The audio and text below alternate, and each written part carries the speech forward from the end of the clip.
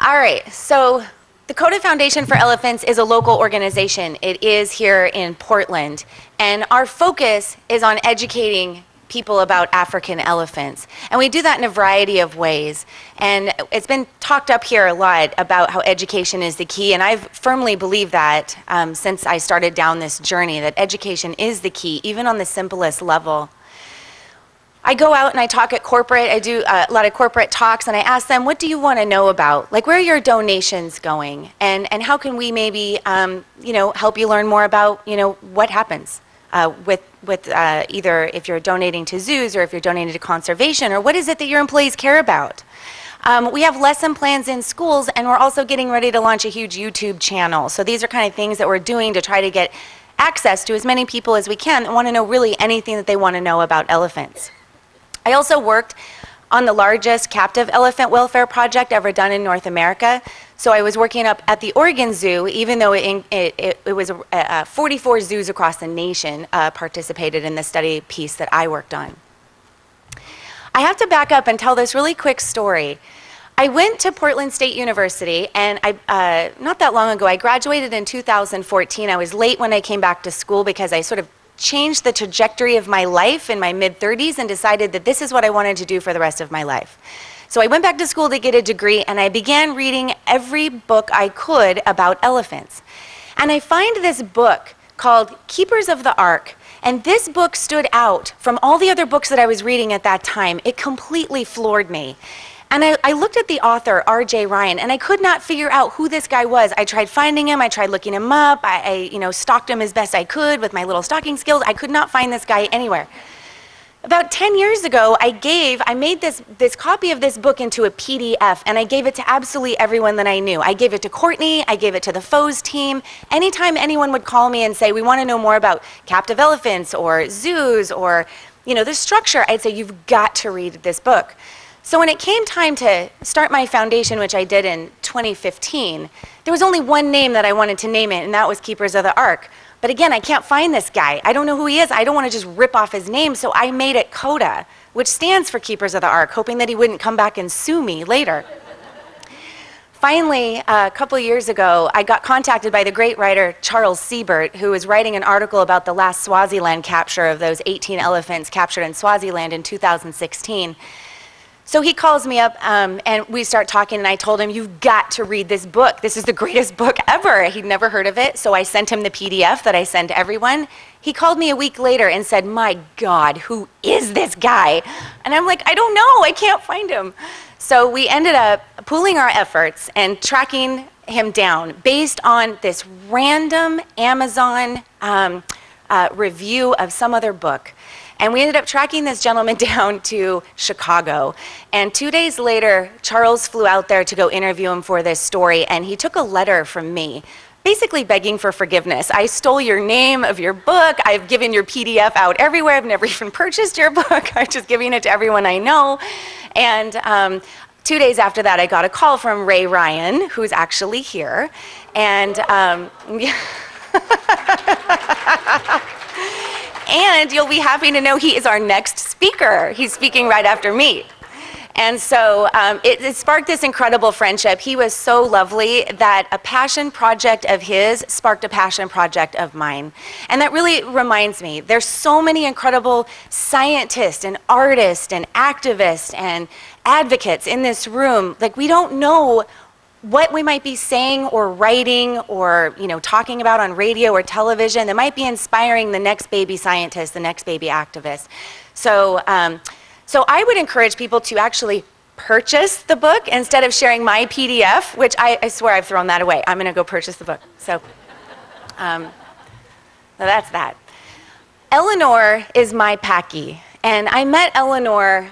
She was an elephant rescued by the great David and Daphne Sheldrick. This was the third elephant that they rescued. I learned about Eleanor and her story when I was 8 years old, and some PBS show came on talking about their remarkable work, and I'm sure most of us are familiar with it.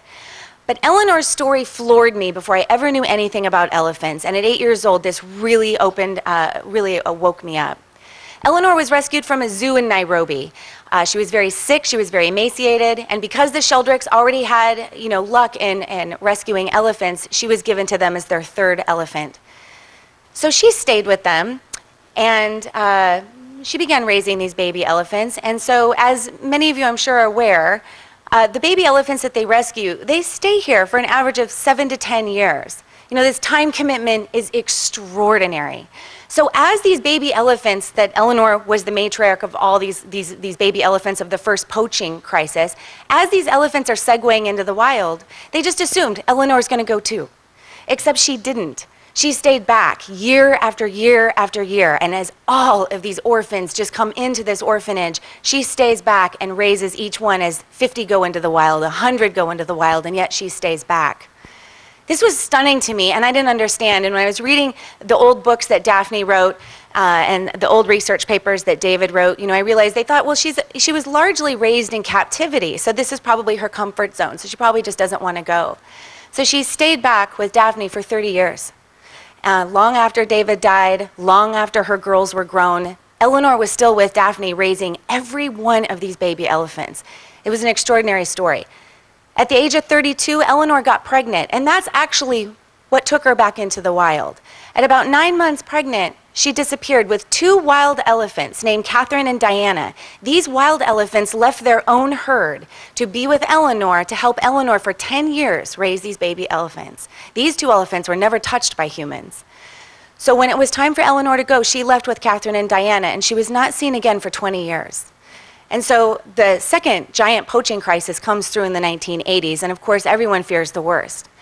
And I stole this from Gay Bradshaw's presentation earlier, if you guys noticed this picture, but this is Eleanor when she showed up 20 years after she disappeared. When she showed up in this picture, the elephant in the background there is one of her 3 wild-born calves that she showed up with, and Catherine and Diana were still with her.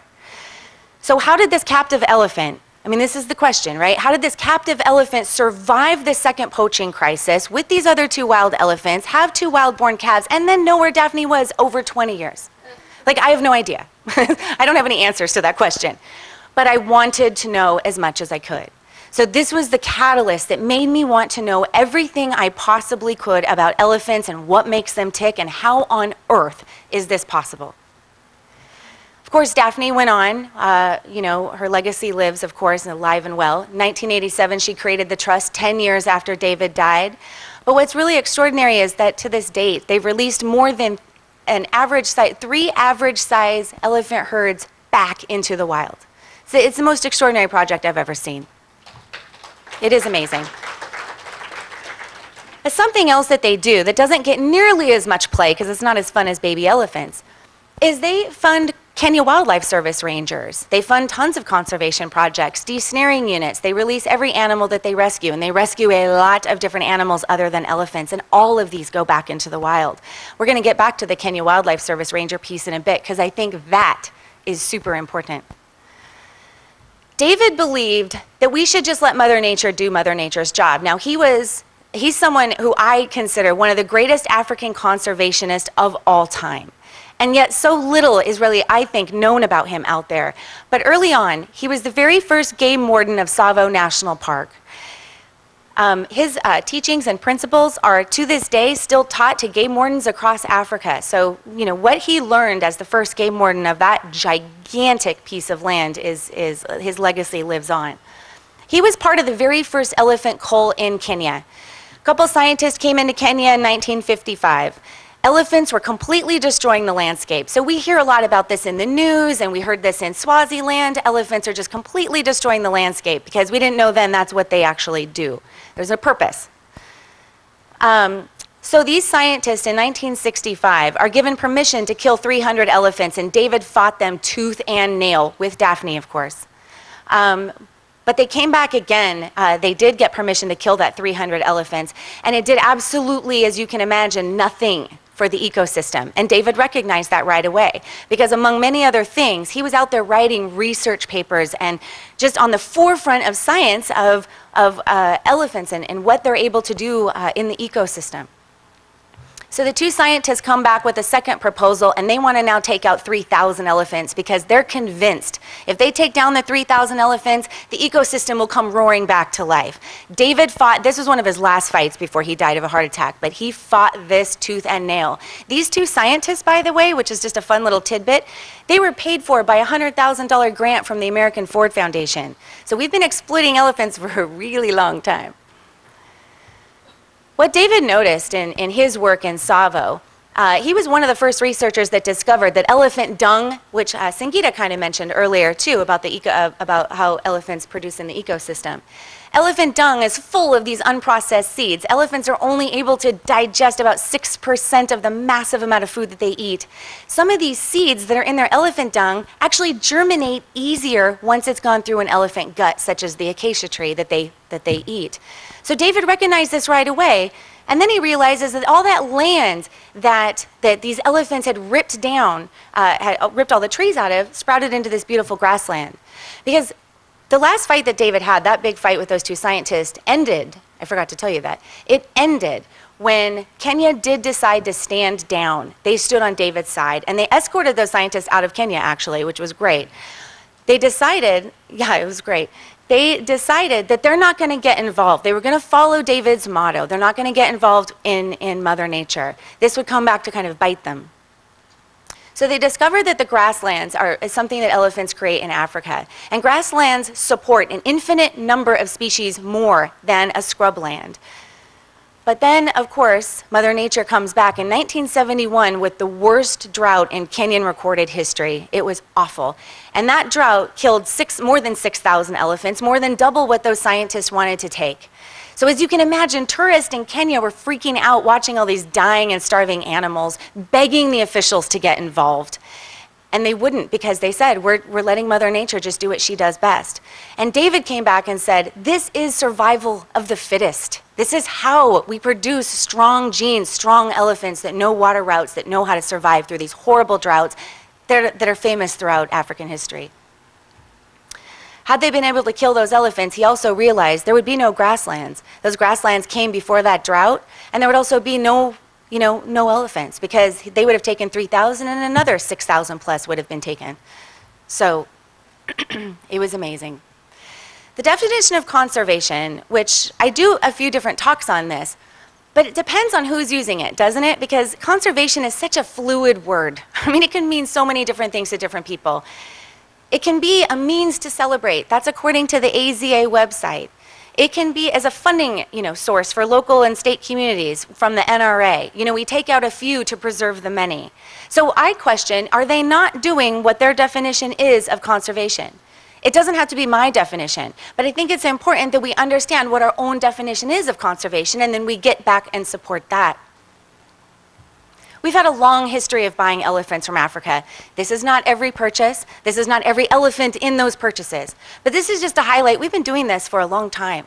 The last one was just in 2016 with the Swaziland 18. In 2004, there's a couple interesting, I love big data. I love the story that big data can tell. And as I go back through history, I love looking at this kind of data. In 2004, these Bob Weiss and Kevin Willis do this study to find out how long do elephants live in captivity. And they find that captive Asian elephants, in their pool they used only North American living elephants, that captive Asians are living to 35.9 and captive Africans are living to 33. But 4 years later, the great Georgia Mason comes behind their study and runs her own using 3,500 elephants from the stud books in Europe and also the wild elephants of Amboseli. And what she finds is that captive Asian elephants are only living to 19 years in captivity, and African are only living to 17.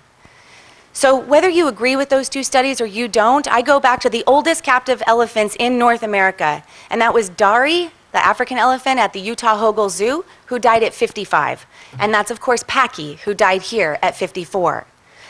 So if we're looking at those ages, if I just go off of those ages, we know wild elephants, if they're not under heavy predation and not being poached, they should be living to the age of 65 or 70. Because in that paper that Georgia Mason wrote, she also talked about the average age of a wild elephant was 56 years old. But she also prefaced it, and this is something I don't hear argued very often. is that that data was taken in 2006 when the Amboseli elephant population was under attack by poachers. So if we're looking at that age, 65 to 70 is what a wild elephant should live. We're pretty far apart because we know that those two elephants there are outliers. That's not what all the population of captivity lives to. In the past 10 years, we have spent more than $1 billion renovating zoos. Now, this can be a great thing, right? I mean, this says to me that we in the United States are crazy passionate about the lives of elephants, whether you believe they should be in the wild or you believe they should be in captivity. This was for fewer than 100 elephants. Because not every single zoo exhibit got renovated, of course. Just a few got renovated across the United States.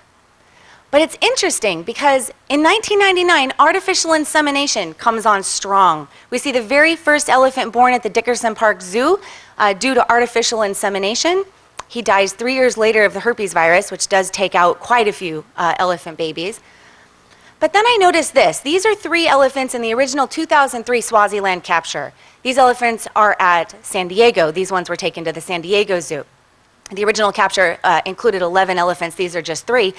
And I noticed these elephants are giving birth like crazy. And the thing that really disturbs me about this is that when I went back through all of these elephant births, even with this capture and with others, I noticed something disturbing. That they're giving birth on such a succinct basis, 2 years, 4 months, 2 years, 5 months, 2 years, 6 months.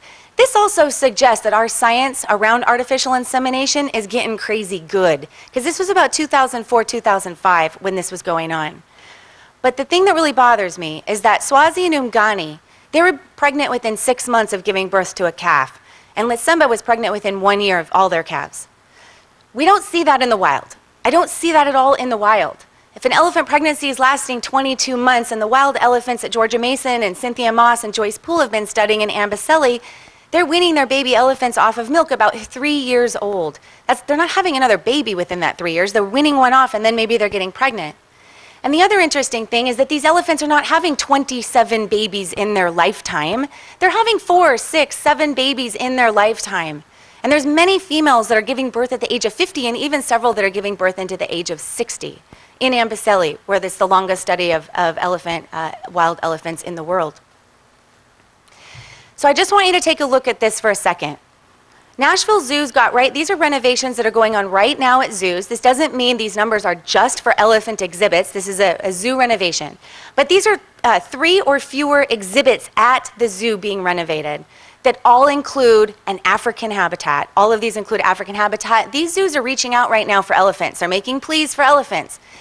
The dates for these renovations is the spring of 2019 on most of these. And I've got a huge long list. This is just a few from my list that I have. That suggests to me that they're probably not going to be switching around elephants around in the United States. They're going to be purchasing some more from the wild, which everyone has reinforced that that's where they need to replenish their stock. And we know Swaziland still's got about maybe 19 more elephants down there, so that's likely where it's going to come from. The Cheyenne Zoo alone, this thing bothers me. The Cheyenne Zoo alone spent $13 million on this state-of-the-art overlook to overlook the elephants in their metal cages. Because this is conservation. Like, I don't get this. This bothers me. But I want you to look at one more thing. The Kenya Wildlife Service, we're coming back to the Kenya Wildlife Service in Africa. They employ 300 to 400 rangers. These guys manage the 23 national parks in Kenya. And by the way, these are the largest African safari parks in all of Africa, with the remaining 30,000 elephants in that country. And yet the annual operating budget, which includes 3 meals a day plus uniforms, is only $70,000 per year. So when I go back to that $13 million that we just spent on this overlook on something that looks so completely unnatural to me, I ask, what could they do if they had $1 million versus just $70,000? And that's also for fewer than 100 elephants, because these next zoo renovations, until they buy more elephants, is not for 5,000 elephants. So when I look at $1 billion for fewer than 100 elephants, and almost $1 billion in the current renovations that we've got going on now in zoos, versus $70,000 for 30,000 elephants. These are organizations that we feed. They're just a few, so I didn't have room to put up everyone. But when I ask, and when I go out to corporate speaking and I ask people, I'm like, we need to get money in the hands of people that can make the biggest difference. You can't donate directly to the KWS because they're still dealing with a lot of corruption. But these organizations hire Kenya Wildlife Service rangers. And the more rangers they have on the ground, the more that they can do, obviously. All of these organizations also participate in massive conservation efforts on the ground where wild elephants are. So we feed them. So sometimes people donate through us, we feed them, or just donate straight to them. Either way, we don't care. But we're trying to get the focus on the organizations on the ground. 15 years is the number that I'm supposed to say. This is the number that we're supposed to say is how long elephants are left in the wild in Africa. This may not apply to a country like Kenya. I think this number is a big exaggeration to a country like Kenya. This may not apply even to Botswana, where we have a very safe population of elephants in Botswana. That number may be under. But I think that's a big exaggeration for Kenya, and the reason why I think that is because in 2011 there were about 135,000 elephants in Kenya, and today, actually at the end of 2017, there were fewer than 30,000. So in a 6-year period of time, 100,000 elephants have gone missing from that country that at that time in 2011 had the largest population of African elephants, that now does not. So the truth of the matter is that we just don't have any time. I mean, we can still do zoo renovations and we can still do conservation efforts in zoos to try to get that number up as to what wild elephants live in their natural life. But do we really have that much time when these zoo exhibits aren't even going to be done until 2019, and then we've got another wave going after that, because again, that's for fewer than 100 elephants. So for right now, when I talk to people, not necessarily this group, but when I'm out talking to corporate groups, I ask them to change where they donate because we don't have time to mess around. So if they're normally giving their normal regular donations to zoos and groups that are here, I ask, change where you donate. Either donate to groups that offer natural settings for elephants, such as PAWS or some of these other groups, Carol's Sanctuary in Georgia, or some of these groups that are offering much more natural settings for elephants. Or get the donations into the hands of the groups in Africa. We need to get money into the projects on the ground in Africa or Asia. Pick your problem. We've got Asia, we've got Africa, we've got a nice little spread of everybody in here. Or at the very least, something that facilitates a natural environment for an elephant that's hopefully not a $13 million overlook on a bunch of cages in a zoo. I go back to David Sheldrick again at the end because one of his famous quotes in his handbook that he gives out to all the game wardens in Africa is that we can't replicate something nature does absolutely perfectly, but we can lend a helping hand. And that's what we're trying to do at the KOTA Foundation. So thank you so much for listening to me talk.